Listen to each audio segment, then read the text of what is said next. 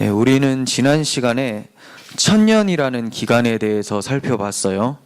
천년은 주님께서 십자가를 지신 사건에서부터 주님께서 다시 오시는 재림의 때까지 그 기간이라고 말씀을 드렸고, 조금 더 넓게 말씀을 드리면 십자가 지신 사건이 초림 때 이루어진 사건이기 때문에 예수님의 초림 때부터 주님의 재림 때까지의 기간이 천년의 기간, 교회 기간이라고 말씀을 드렸습니다. 이 기간 동안의 성도는 천상의 보좌에 앉으신 하나님과 함께 왕과 제사장 노릇을 하게 되고, 동시에 사탄은 옥에 놓여서 갇혀서 최후의 심판을 기다리는 기간이라고 말씀을 드렸어요. 똑같은 기간에 성도는 천상의 왕 노릇하고 사탄은 무저갱에 갇혀서 결박당한 상태라고 말씀을 드렸습니다. 그리고 천년이 다 찬 시점에, 즉 재림이 임박한 시기에 마귀가 잠깐 노임을 받게 된다고 말씀을 드렸는데, 오늘 본문에서 잠깐 노임받는 사탄의 행보와 그 마지막이 어떻게 되는지에 대해서 말씀을 하고 있어요.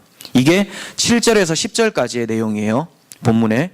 그리고 그 밑에 11절에서 15절은 사탄과 그 추종자들이 어째서 심판을 받게 되는지에 대해서, 그 이유에 대해서 말씀을 하고 있습니다. 이렇게 두 단락으로 말씀을 살펴보도록 하겠습니다. 자, 첫 번째 단락인데 7절에서 10절이라고 말씀을 드렸죠. 이 단락은 최후의 멸망, 사탄의 최후의 멸망에 대해서 말씀을 해주고 있는데, 5단계로 묘사를 할 수가 있어요. 마귀가 멸망을 하는 단계를 5단계로. 자, 제가 적어드렸죠. 여기 뒤에 보시면 나오는데, 첫 번째는 사탄이 천년이 다한 후에 잠시 석방이 돼요. 네, 잠시 석방이 됩니다. 그리고 사탄이 세상 사람들을 미혹을 해서 종말 전쟁을 위해서 소집을 해요. 이렇게 미혹된 모든 백성, 즉 곡과 마곡이라고 하는데, 이 곡과 마곡이 하나님의 백성을 둘러쌉니다. 공격을 하려는 거죠. 네 번째는 하늘에서 불이 내려와서 그 곡과 마곡을 심판을 합니다. 5번째는 사탄이 불못에 던져지고 그 추종자들도 멸망을 하게 돼요. 네, 이런 단계로 천천히 살펴보려고 하는데, 첫 번째 부분이에요. 사탄이 천년이 다한 후에 잠시 석방이 되는 부분, 7절이죠. 천년이 참에 사탄이 그 옥에서 놓여라고 합니다. 이 부분은 우리가 앞서 살펴본 3절에서 이미 예고가 되어 있었어요. 그죠? 최후 심판을 위해서 사형장으로 끌려가는 기간이라고 보시면 되는 거죠. 이때 마귀가 마지막 발악을 하고 있는 거예요. 그게 바로 8절이죠. 사탄이 세상 사람들을 미혹해서 종말 전쟁을 위해서 소집하는 것, 이게 마지막 발악이죠. 8절 보겠습니다. 나와서 땅의 사방 백성 곧 곡과 마곡을 미혹하고 모아 싸움을 붙이리니 그 수가 바다 모래 같으리라. 네, 이 전쟁은 에스겔 38장과 39장에 예언되어 있는 전쟁이에요. 우리가 앞서 살펴본 아마게돈 전쟁도 이와 같은 전쟁이고, 19장에 등장하는 전쟁도 같은 전쟁입니다. 마지막 때에 일어날 전쟁. 마귀가 잠깐 석방되어 있는 그 상태, 사형장으로 끌려가고 있는 상태에서 발악하는 전쟁, 다 같은 전쟁이라고 보시면 됩니다. 에스겔서의 내용을 정리하면 이렇습니다. 38장과 39장 정리인데, 마곡 땅에 곡이라는 왕이, 마곡은 나라 이름을 얘기를 하는 거고, 곡은 그 나라의 왕을 얘기를 하는 건데, 같이 번갈아 가면서 쓰기도 합니다. 마곡 땅에 곡이라는 왕이 연합군을 형성해서 회복된 이스라엘을 침공을 해요. 네. 하나님이 이스라엘을 위해서 친히 지진과 우박과 폭우, 불과 유황 등으로 곡의 동맹군을 심판을 하세요. 그리고 나서 이스라엘은 곡의 동맹군의 무기를 7년 동안 불태우고 7달 동안 매장을 합니다. 그리고 네 번째는 곡의 동맹군들의 시체를 새들을 위한 잔치로 줘요. 우리 이거 살펴봤었죠. 계시록에서 새가 살을 먹는다. 19장에도 나왔었고, 이런 내용입니다. 그리고 마지막에 이스라엘의 회복에 대한 메시지로 결론이 되어지는데, 이게 에스겔 38장과 39장에 대한 내용이에요. 나중에 집에 가셔서 또 읽어보시면 됩니다. 이 내용을 요한이 지금 그대로 보고 있는 거예요. 그런데 마귀에게 미혹된 대상은 성도가 아니라 에스겔서와 같이 곡과 마곡이라고 얘기를 하고 있어요. 세상 사람들, 성도는 여기 포함되지 않아요. 그러니까 그들은 최후 심판 때까지 마귀의 종로로 타다가 끝나게 되는 거죠. 미혹당하고 소집당해서 끝까지 충성을 다하다가 하나님 심판의 불에 소멸을 당하게 되는 거예요. 이들이 모여서 종로로 당하는 자들의 수를 보니까 바다의 모래와 같더라 이렇게 얘기하면서 엄청나게 많다 이렇게 얘기하죠. 아브라함에게 언약할 때 내 자손이 바다의 모래와 같이 많게 해주겠다라고 했죠. 이 바다의 모래와 같다라는 거는 수많은 백성을 얘기를 하는 거예요. 그러니까 하나님의 성도도 수많지만 하나님의 성도를 대적하는 곡과 마곡도 굉장히 많다라는 것을 얘기를 하고 있죠. 그리고 또 이제 세 번째는 이들이 하나님의 백성을 둘러싸는데 9절 상반부 보겠습니다. 그들이 지면에 널리 퍼져 성도들의 진과 사랑하시는 성을 두루매 이렇게 얘기합니다. 여기서 성도들의 진은 출애굽 광야 기간에 형성되었던 성막 중심의 진을 의미하는 거예요. 이 모습은 하나님 중심으로 진을 치고 이동하는 하나님의 군대의 모습을 표현한 거죠. 우리가 민수기 보면서 살펴봤는데 성막을 중심으로 옆에 진이 쳐져 있어요. 이스라엘 백성들이 텐트를 다 치는데 중간에 성막 중심으로 텐트의 문을 다 향하고 있는 거죠. 보통 왕을 둘러싸고 왕을 등지고 나서 싸우게 되는데 이 이스라엘 군대의 진영은 그 왕, 성막, 하나님이 계신 쪽을 문으로 두고 싸운다는 거예요. 그 말은 이스라엘 백성들 자기가 싸우는 게 아니라 이 성막이신 하나님이 싸운다는 것을 의미했죠.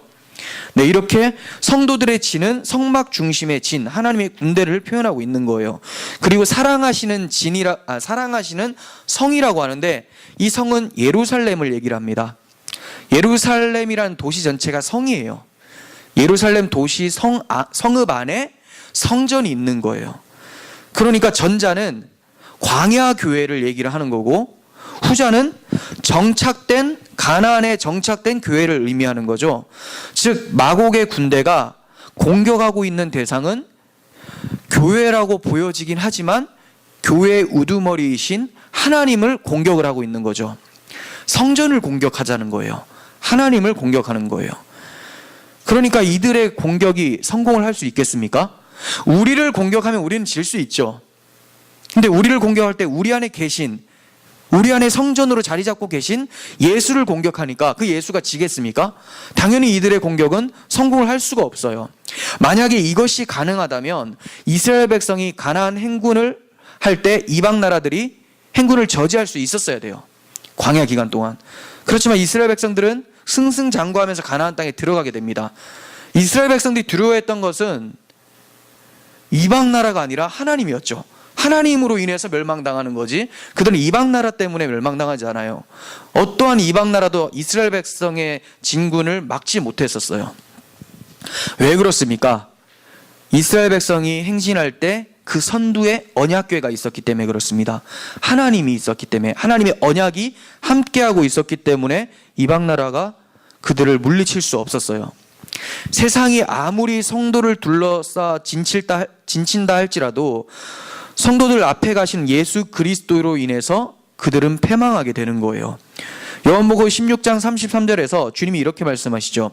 세상에서 너희가 환난은 당하나, 환난은 당해요. 그러나 담대하라, 내가 세상을 이겼다 이렇게 얘기합니다. 적이 없지는 않아요. 우리의 인생길에 적은 계속해서 등장을 하지만 담대하라, 두려워하지 말라는 거죠. 담대하라. 왜요? 주님이 이겼기 때문에. 그러니까 우리는 이긴 싸움을 그냥 우리 삶 속에서 체험을 하고 있는 거기 때문에 담대할 수밖에 없는 거예요. 그래서 하나님이 이렇게 이겨놓으셨기 때문에 하늘에서 불이 내려와 세상이 패망하게 된다고 9절 하반부에 말씀을 하고 있는 거죠. 9절 하반부에 불이 내려와서 패망하게 되는 것을 에스겔서 38장 39장에서 또 얘기를 하고 있는 거예요. 그러니까 에스겔 38장 39장은 이 계시록을 이해할 때 중요한 단서가 될 수가 있겠죠. 에스겔 38장 22절 보겠습니다. 내가 또 전염병과 피로 그를 심판하며 쏟아지는 폭우와 큰 우박덩이와 불과 유황으로 그와 그 모든 무리와 그와 함께 있는 많은 백성에게 비를 내리듯 하리라. 네.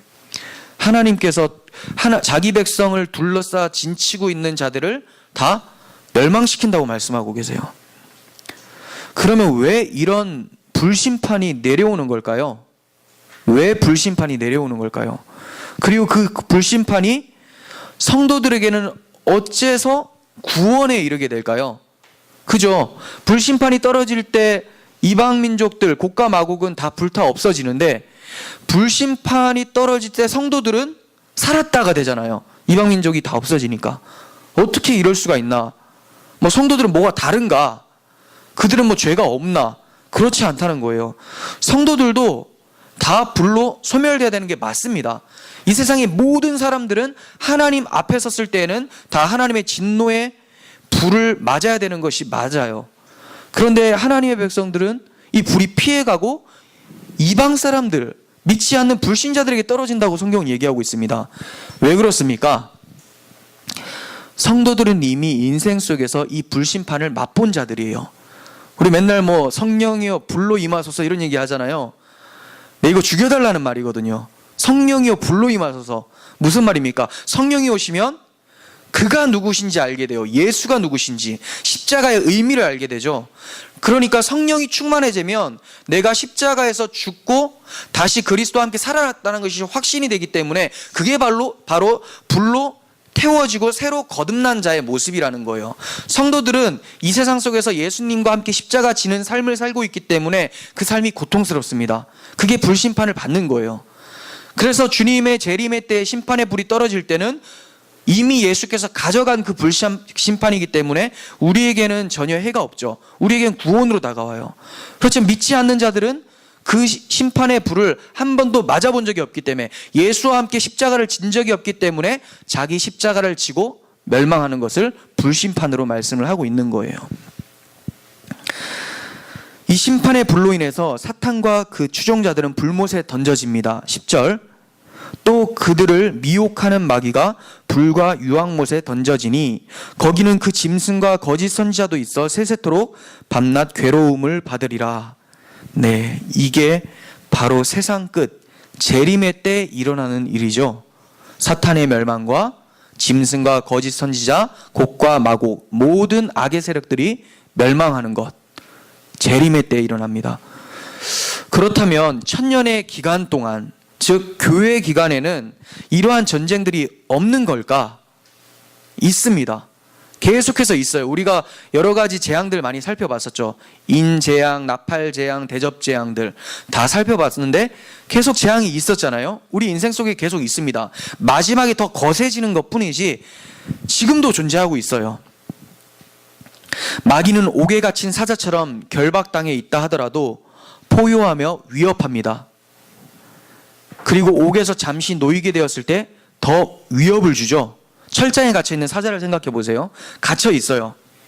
근데 막 울부짖어요. 앞에 있으면 얼마나 무섭습니까? 소리가 어마어마하잖아요. 동물원 가도 사자 소리는. 놀라 자빠집니다. 근데 사자는 결박당해 있어요. 옥에 있어요.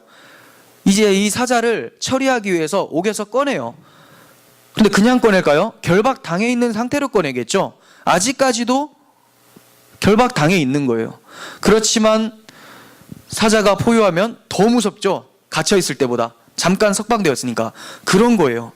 여전히 그가 위협을 주고 있다 하더라도 그 사자, 그 마귀는 결박당해 있는 상태에서 포효하고 있는 거죠.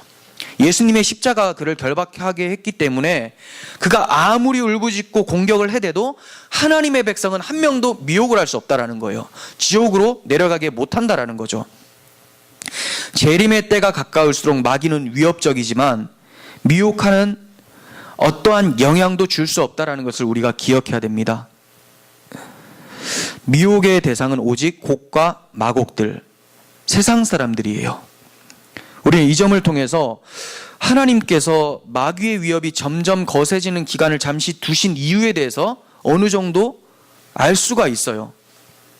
왜 잠시 석방을 해서 이런 위협의 기간을 주시는가? 자기 백성 사이에 섞여 사는 다른 무리를 갈라놓으려고 하시는 거예요. 마귀가 나와서 뭐 한다고 합니까? 미혹하죠. 미혹. 이 미혹에 성도들은 안 넘어가요. 근데 미혹에 넘어가는 자들이 있어요. 곡과 마곡들. 어떤 자들일까요? 자기 백성에 섞여 사는 무리예요. 교회 안에 말세가 될수록 박해가 심해집니다. 영적 공격이 심해져요. 어떤 자들이 넘어갈까요? 곡과 마곡. 마치 성도라고 흉내 냈었는데 그 안에 예수의 십자가가 없었던 자들은 마귀가 그들에게는 결박당한 상태가 아니에요. 그들을 잡아먹죠. 마지막에 이 유혹들, 이 둘러싼 진은 굉장히 견고합니다. 성도들에게는 아무 영향을 주지 못할지라도 믿지 않는 자들, 흉내내는 자들에게는 굉장히 위협적이에요. 그렇기 때문에 마귀가 유혹하는 그 아주 매력 있는 유혹에 넘어가지 않을 수가 없어요. 그걸 우리가 예전에 살펴봤지만 진노의 음행의 포도주라고 얘기하죠. 포도주 얼마나 달콤합니까? 음행의 포도주. 그렇지만 먹고 사망에 이르게 되는 거죠. 교회 안에 십자가와 아무 상관이 없는 사람들은 마지막에 마귀가 사자와 같이 포효할 때 두려워 떨고 다 넘어가게 됩니다. 그게 미혹이 되어서 결국은 교회를 박해하는 모습으로 나타나게 되는 것이죠. 그게 외적인 물리적인 박해일 수도 있지만 이단적인 사상을 가르치면서 이상한 복음을 다른 복음으로 변질시키면서 성도들을 위협을 할 수 있는 거죠. 그렇지만 성도들은 넘어가지 않아요. 미혹되지 않는다고 했으니까. 그래서 담대하라고 하는 거죠. 이렇게 양과 염소, 알곡과 가라지를 마지막 마귀의 미혹으로 인해서 하나님이 구별시키시고 그제서야 하나님의 최후 심판이 임하게 되는 거예요. 그러니까 곡과 마곡의 전쟁은 물리적인 전쟁이 아니라 영적인 전쟁으로 볼 수가 있는 거죠. 이 영적인 전쟁으로 인해서 물리적인 전쟁은 발생할 수 있어요. 그죠? 영적으로 타락하고 하다 보니까 자기 중심으로 살다 보면 당연히 물리적인 일은 발생을 해요. 그렇지만 초점은 영적인 전쟁에 있다는 거예요. 그래서 미혹되지 않는다고 하는 거죠. 미혹. 그래서 사도 바울은 이런 전쟁의 때 우리가 우리의 신앙을 지킬 수 있도록 하나님의 전신갑주를 입으라 이렇게 권고를 하고 있는 겁니다. 우리는 곡과 마곡의 전쟁이 일어나고 있는 마지막 때를 살아가고 있어요. 이때 마귀는 미혹의 강도를 더합니다. 그럴 때 진짜 우리들의 신앙이 어느 진영에 속해 있는지 드러나게 된다는 것 기억하면서 우리의 믿음을 지켰으면 좋겠습니다. 두 번째 단락입니다. 11절에서 15절이에요. 이 단락은 멸망당하는 마귀와 그 추종 세력이 무슨 이유 때문에 멸망당하는지 이거를 설명하고 있어요. 이것도 5단계로 살펴보려고 합니다. 첫 번째, 누구에 의해서 사탄이 심판을 당하는가? 두 번째, 그리스도 심판대 앞에 어떤 자들이 서 있는가? 세 번째, 심판대에 서기까지 이 사람들은 도대체 어디에 있는가? 네 번째, 심판은 두 종류의 책에 적힌 이름에 따라서 나뉘어지게 된다. 다섯 번째, 행위책과 생명책의 차이는 무엇이고 어떻게 하면 생명책의 이름이 기록되는가? 네, 이러한 관점으로 살펴보겠습니다. 첫 번째, 11절 보시면 또 내가 크고 흰 보좌와 그 위에 앉으신 이를 보니 네, 이분이 심판하신다라는 거예요. 흰 보좌에 앉으신 분 누굴까요? 1차적으로는 하나님이에요. 하나님이 보좌에 앉아 계시죠. 그런데 성경에서는 예수께서도 보좌에 앉아 계시고 보좌 우편에 계신다 이렇게 말씀합니다.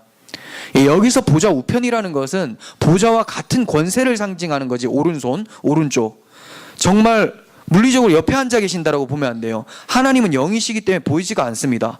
그래서 사도 요한이 보는 것은 어린 양 예수 그리스도죠. 계시록 22장 1절 보겠습니다. 또 그가 수정같이 맑은 생명수의 강을 내게 보이니 하나님과 및 어린 양의 보좌로부터 나와서 네, 하나님의 보좌, 어린 양의 보좌 같이 놓고 있어요. 그러니까 이 보좌에 앉으신 이는 하나님과 동시에 예수 그리스도라는 것을 보게 되죠. 계시록 22장 3절 다시 저주가 없으며 하나님과 그 어린 양의 보좌가 그 가운데 있으리니 네, 또 동일하게 보좌에 앉으신 어린 양을 얘기하고 있고 히브리서 12장 2절은 살짝 다르게 표현합니다. 믿음의 주요 온전하게 하는 이인 예수를 바라보자. 그는 그 앞에 있는 기쁨을 위하여 십자가를 참으사 부끄러움을 개의치 아니하시더니 하나님 보좌 우편에 앉으셨느니라 라고 하면서 네, 어린 양이 보좌에 앉아 계신다. 즉 심판자는 예수님이 심판자다 이렇게 말씀하고 있는 거예요. 그렇다면 하나님의 심판대는 아닌 것인가? 예수님의 심판대인 것인가? 예수님의 심판대가 바로 하나님의 심판대죠. 왜 그렇습니까? 하나님이 심판하는 권세를 자기 아들에게 주셨기 때문에 그렇습니다. 그렇기 때문에 예수님의 심판대는 하나님의 심판대에서 행해진 사건이라고 볼 수가 있어요. 로마서 2장 16절, 곧 나의 복음에 이른 바와 같이 하나님이 예수 그리스도로 말미암아 사람들의 은밀한 것을 심판하시는 그날이라. 하나님이 그리스도를 통해서 심판하신다라고 하죠. 요한복음 5장 22절, 아버지께서 아무도 심판하지 아니하시고 심판을 다 아들에게 맡기셨으니, 요한복음 5장 30절, 내가 아무것도 스스로 할 수 없노라. 듣는 대로 심판하노니 나는 나의 뜻대로 하려 하지 않고 나를 보내신 이의 뜻대로 함으로 내 심판은 의롭다. 왜 의롭다고요? 보내신 이 하나님의 뜻대로 심판하기 때문에 심판이 의롭다 이렇게 표현하는 거죠. 그래서 바울은 하나님의 심판대와 그리스도의 심판대를 번갈아 가면서 사용을 하고 있는 거예요. 로마서 14장 10절에서 사도 바울은 네가 어찌하여 내 형제를 비판하느냐, 어찌하여 내 형제를 업신여기느냐, 우리가 다 하나님의 심판대 앞에 서리라. 그런데 고린도후서 5장 10절에서는 이는 우리가 다 반드시 그리스도의 심판대 앞에 나타나게 되어 각각 선악간에 그 몸으로 행한 것을 따라 받으려 함이라. 이렇게 표현하고 있습니다. 네, 예수님이 심판자로 오시는 거죠. 11절 하반부 보시면 땅과 하늘이 그 앞에서 피하여 간 데가 없더라라고 합니다. 예, 심판주이신 예수 그리스도 앞에서는 땅과 하늘도 물러가게 돼요. 이 땅과 하늘이 어떤 땅일까요? 죄악에 물든 이 세상이죠. 이 세상. 이 세상이 거룩한 주님이 오실 때 형질이 변해지고 다 사라지고 새하늘 과 새 땅이 도래하게 된다는 것을 21장에서 말씀을 하고 있는 거죠. 그렇다면 그리스도의 심판대 앞에는 어떤 자들이 서 있을까요? 우리 심판주로 계시는 그 주님 앞에 설 때 누가 있을까요? 12절 상반부, 또 내가 보니 죽은 자들이 큰 자나 작은 자나 그 보좌 앞에 서 있는데, 네, 큰 자나 작은 자나 죽은 자들이 서 있다. 이건 모든 성도들을, 모든 불신자들을 다 총칭해서 말하는 거예요. 아무리 세상에서 크고 작다고 구분해도 하나님 앞에서는 그냥 심판받을 대상이라는 것을 얘기하죠. 다 심판, 재판을 다 해야 된다는 거예요. 마태복음 25장 31절 보겠습니다. 인자가 자기 영광으로 모든 천사와 함께 올 때 자기 영광의 보좌에 앉으리니 모든 민족을 그 앞에 모으고 각각 구분하기를. 자, 모두 다 섭니다. 근데 목자가 양과 염소를 구분하는 것 같이 양은 오른편에 염소는 왼편에 두리라. 그때 임금이 그 오른편에 있는 자들에게 이르시되 내 아버지께 복을 받은 자들이여, 성도들이죠, 나와 창세로부터 너희를 위하여 예비된 나라를 상속받으라. 네, 이들이 왜 서 있다고요? 예비된 나라를 상속받기 위해서 주님의 심판대 앞에 서는 거예요. 또 왼편에 있는 자들에게 이르시되 저주를 받은 자들아 나를 떠나 마귀와 그 사자들을 위하여 예비된 영원한 불에 들어가라 하면서 성도와 불신자가 모두 다 그리스도 심판대 앞에 서게 된다라고 얘기하고 있어요. 그런데 의아한 점은 불신자는 심판을 통해서 형벌받는 거기 때문에 재판이 있어야 되는 게 맞는데 성도는 굳이 재판을 해야 되나, 이런 생각을 하게 되죠. 그냥 바로 예비된 나라를 상속해 주시면 되겠는데 굳이 왜 주님 앞에 서서 심판을 받아야 되는가? 성도는 무죄를 선고받기 위해서 심판대 앞에 서는 거예요. 하지만 원래 죄가 없었던 것이 아니라 그들의 죄가 예수님께서 대속하셨다는 사실을 다시금 최후 심판대 앞에서 기억하고 주님 나라로 들어가게 되는 거죠. 그러니까 얼마나 감격스럽겠습니까? 들어갈 때 어떻게 들어갈까요? 주님의 십자가를 찬송하며 들어가게 되는 거죠. 그래서 그들이 심판대 앞에 서게 되는 거예요. 왜 선다고요? 구원의 감격을 더하기 위해서 내가 어찌해서 천국에 들어가게 되는가를 마지막으로 다시 밝히 보여주면서 천국에서 밤낮 찬송만 할 수 있도록 만들어내시는 하나님의 은혜라는 거죠. 그렇다면 그리스도의 심판대에 서기까지 이들은 도대체 어디에 있게 되는 걸까요? 성도들은 어디에 있고 불신자들은 도대체 어디에 있는 걸까? 중간 처소에 있게 됩니다. 요거만 딱 들으면 뭐 연옥인가? 이거 아니죠. 카톨릭에서 말하는 이 연옥 개념이 아니에요. 연옥은 성경에도 없는 거고, 지금 말씀드린 중간처소는 성경에 나오는 내용인데, 성도들의 처소는 낙원이고 불신자들의 처소는 음부라고 표현을 하고 있습니다. 음부. 그럼 낙원과 음부는 도대체 뭐고, 공통점은 도대체 뭘까? 공통점은 영혼만 가는 곳이에요. 영혼만. 성도들이 이 땅에서 살다가 죽었어요. 자, 오늘 죽은 성도가 있어요. 제가 오늘 죽었어요. 어디 갈까요? 천국에 갈까요? 낙원에 갈까요? 낙원에 가요. 천국은 몸을 입고 들어가는 곳. 그러니까 주님 재림의 때 주님의 몸으로 부활해서 들어가는 곳이고, 지금은 주님이 잠자고 있으라라고 하죠. 그 자고 있을 때 영혼이 쉼을 얻는 곳, 낙원이라고 하는 거예요. 그러면 불신자들은 지금 죽으면 어디로 갈까요? 음부라는 곳으로 가죠. 중간처소. 이것도 고통을 당하는 거예요. 영혼의 고통, 영혼의 안식, 이렇게 나누어지는 거예요. 주님께서 재림하실 때는 성도들은 생명의 부활로 새로운 몸을 입게 되고, 불신자들은 심판의 부활로 새로운 몸을 입게 돼요. 차이점이 있죠. 성도들은 하나님과 함께 영광을 누리는 그 몸을 입는 거고, 불신자들은 영원히 꺼지지 않는 불못에서 고통이 영원하게 하기 위해서 심판의 몸을 입는 거죠. 그래서 이 몸을 입고 들어가는 곳이 천국과 지옥, 성경에서는 불못이라고 표현을 하고 있는 거예요. 그럼 이건 조금 신학적인 내용인데, 이것도 말씀을 드리면, 제가 오늘 죽으면 낙원에 간다고 말씀을 드렸어요. 근데 우리는 보통 이렇게 얘기하죠. 장례식 때 천국에 갔다. 그럼 왜 이렇게 표현을 하는 걸까? 같은 겁니다. 왜 그러냐면, 여기 계신 최명호 성도님이 살아계시고 제가 죽었어요. 그럼 저는 최명호 성도님이 볼 때는 지금 최명호 성도님이 인간의 역사 시간 속에 살고 있죠. 그러니까 이 시간 속에서는 김인수 목사는 낙원에 있다, 이렇게 돼요. 근데 저는 낙원에 있다가 아니라 눈을 감는 동시에 시간 밖으로 나가게 돼요. 영혼이라는 것은 시간 바뀌기 때문에. 그럼 어떤 느낌이냐면, 눈을 잠깐 감았다가 뜨는, 잠자다 깬 느낌이에요. 자다가 깬 자라고 하잖아요. 시간 밖으로 나가기 때문에 눈을 감는 것과 동시에 눈을 뜨게 되죠. 눈을 떴더니 누가 계십니까? 주님이 계시는 거예요. 그게 100년이든 1000년이든 상관없이 순간적으로 죽자마자 천국에 가게 되기 때문에, 제가 느끼는 거는 천국에 가는 거고, 몸을 입고, 남아 계신 성도님들이 볼 때는 낙원에 있다, 이 시간 속에. 그렇지만 주님 오실 때 누구나 다 천국에 이르게 되는 거죠. 영혼은 시간을 초월하기 때문에 그 시간을 느끼지를 못하기 때문에 제가 바로 천국에 간다. 사람들도 이렇게 얘기를 하는 거예요. 이 차이점 좀 아시겠죠?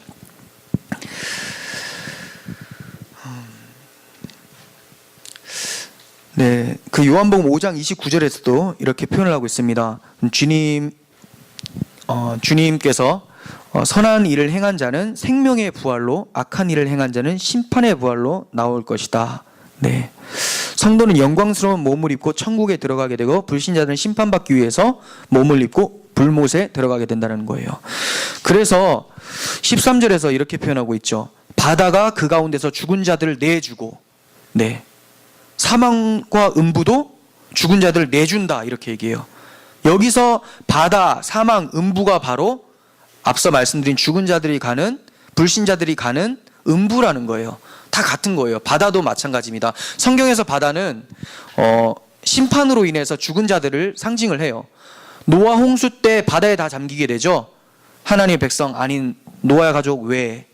그리고 출애굽 홍해에서도 애굽 군대들은 다 수장당하게 돼요. 이와 같이 바다 아래 잠긴 자들, 즉 음부에 빠진 자들을 주님 오실 때 바다가 토해낸다라는 거예요. 토해내면 어디로 갈까요? 이제 육지로 갈까요?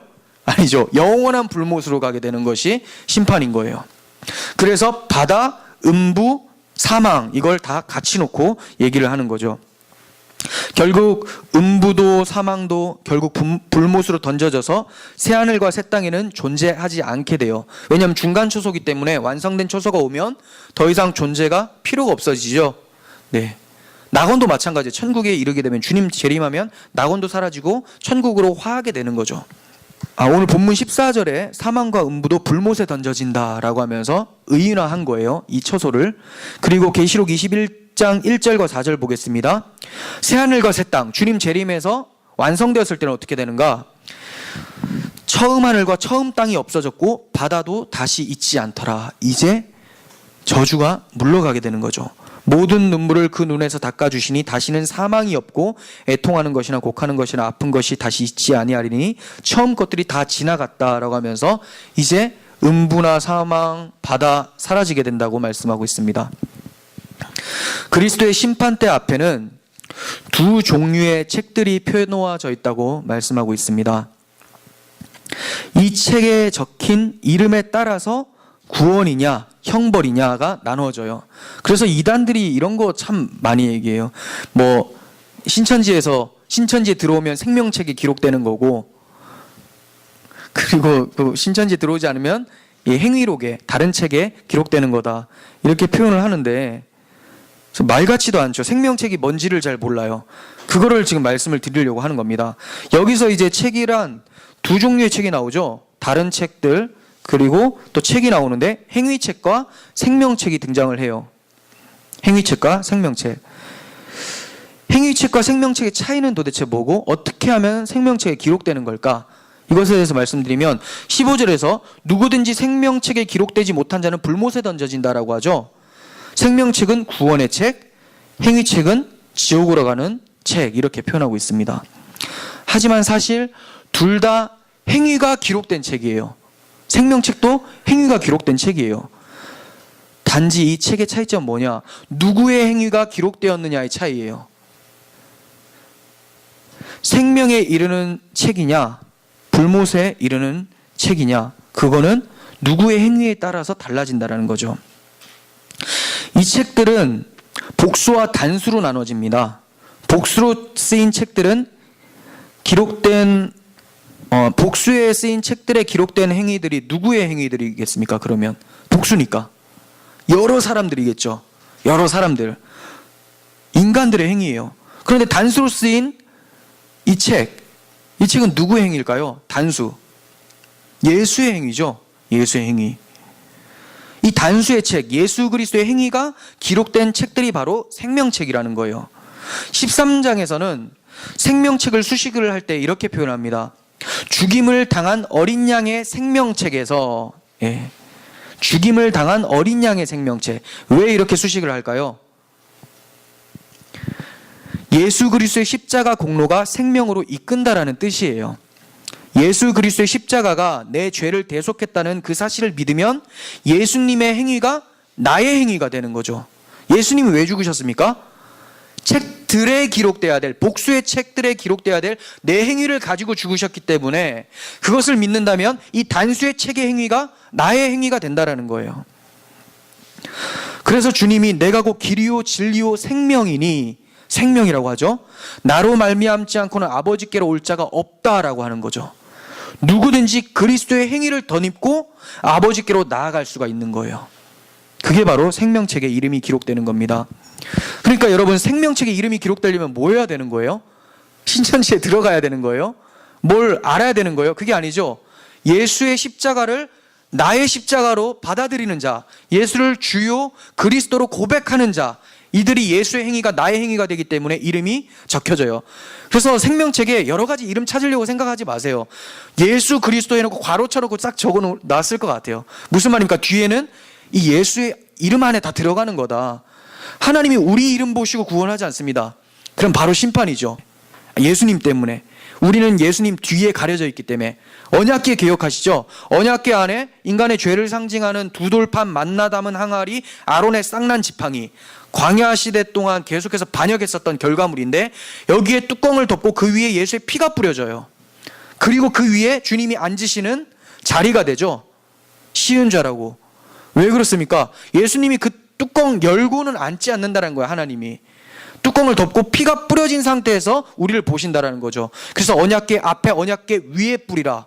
앞에 뿌린다라는 것은 성막에서 이제 지성소로 들어올 때, 그가 들어올 때 보면 바로 죽어야 되는데 하나님이 피 뿌린 그것을 보고 그 너머로 우리를 보신다라는 거예요. 그래서 우리가 사는 것이죠. 생명책에 예수의 이름, 그거 기억하고 그 이름이 나의 이름이 되었다라는 것에 소망을 갖고 감사할 수 있었으면 좋겠어요.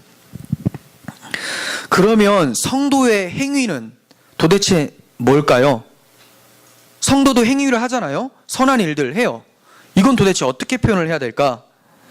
성도가 하는 행위가 내가 했다라고 하고 나를 높여 세우는 행위라면 그 행위는 복수의 책에 기록될 행위들이에요. 다 불타고 없어집니다. 각자 자기들의 열매를 내놓기 때문에 김인수의 열매, 복수의 책, 최명호 성도의 열매, 복수의 책, 김준태 성도의 열매, 복수의 책 다 들어가요. 근데 하나만의 행위만 하나님이 받아내시는 거죠. 그게 뭡니까? 내 안에 그리스도의 열매. 이 그리스도께서 맺으신 열매는 나를 자랑하지 않아요. 내가 해놓고도 내가 한 것이 아니요 나와 함께 하신 하나님의 은혜로다라고 하면서 사도 바울과 같이 그렇게 고백한다는 거죠. 그래서 계시록 19장 8절에서 이렇게 표현하잖아요. 그에게 빛난 깨끗한 세마포 옷을 입도록 허락하셨으니, 자, 이 깨끗한 세마포 옷은 예수 그리스도의 의를 상징을 하는데 이 세마포 옷은 성도들의 옳은 행실이다, 이렇게 얘기를 합니다. 네, 예수님의 옷이 우리들의 옷이 되어버리는 거죠. 예수님의 행위가 나의 행위가 되는 거예요. 결국 우리 힘으로 맺은 열매는 천국에 하나도 못 가지고 들어가고 예수께서 맺으신 성령의 열매만 가지고 들어간다는 거예요.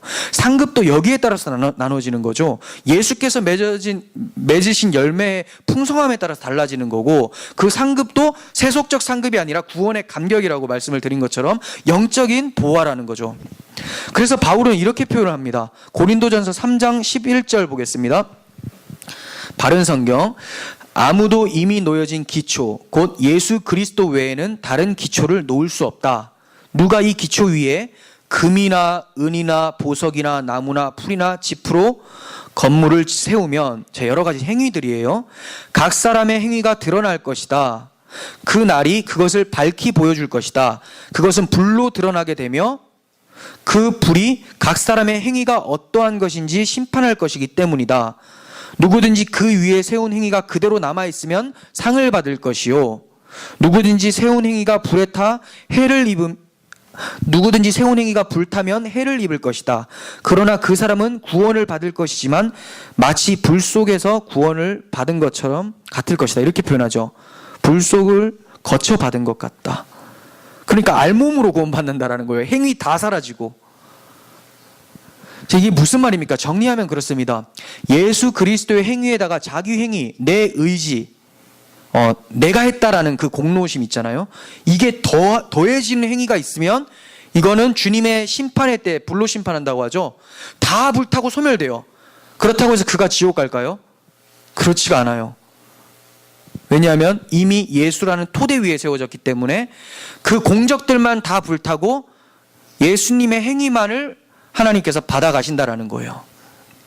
그래서 사람이 구원은 받는데 불 속에서 구원받은 것처럼 다 타고 없어지고 원래 있었던 그 터만 남는다, 예수만 남는다라는 거죠. 그러니까 우리가 구원받을 때, 천국에 들어갈 때 부끄럽게 구원받을까요? 당당하게 구원받을까요? 부끄럽게 구원받는 거죠. 면목이 없는 거죠. 담대하게 구원받는다는 건 또 다릅니다. 예수님의 피로 인해서 주님께서 심판하실 때 담대하게 주 앞에 서는 건 맞아요. 내가 소멸당하지 않는다는 걸 아니까. 근데 당당하게 구원받습니까? 아니죠. 당당할 것이 전혀 없다는 걸 알아요.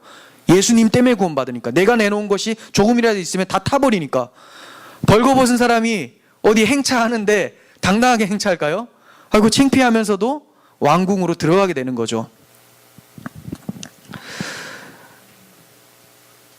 그래서 교회에서 이런 얘기 많이 들어보셨잖아요. 그렇게 살다가 부끄러운 구원 받으려고 그러냐. 네, 그 사람들이 이제 어떤 행위를 하게 될 때는 대부분 불에 다 없어지는 행위가 되는 거죠. 내가 부끄러운 행위를 받지 않겠다라고 한다면. 근데 그게 아니라 진짜 하나님 마음에 들고 싶어서, 하나님이 좋아하는 거니까 내가 최대한 열심히 해서 나아갈 때, 그때는 하나님 앞에 자기가 아무리 열심히 해도 부끄럽다고 생각을 하게 돼요. 이건 다 예수께서 맺은 열매니까.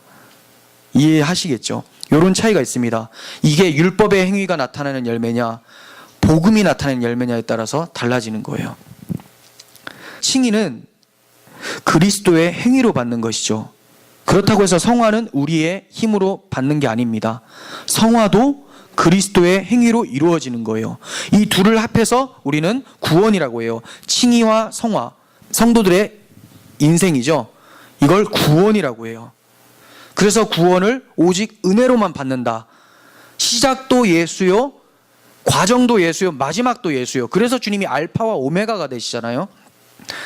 그러니까 우리는 주님의 은혜만을 자랑할 수밖에 없어요. 하나님은 심판을 하시는데 오직 행위로만 심판을 하세요. 성도든지 불신자든지 다 행위로 심판하십니다. 그런데 성도들은 그 행위가 예수의 행위이기 때문에 그가 구원을 받는 것이지, 우리 스스로 자문한다면 은혜로 받는다라고 하는 거지, 하나님은 행위로만 심판하세요.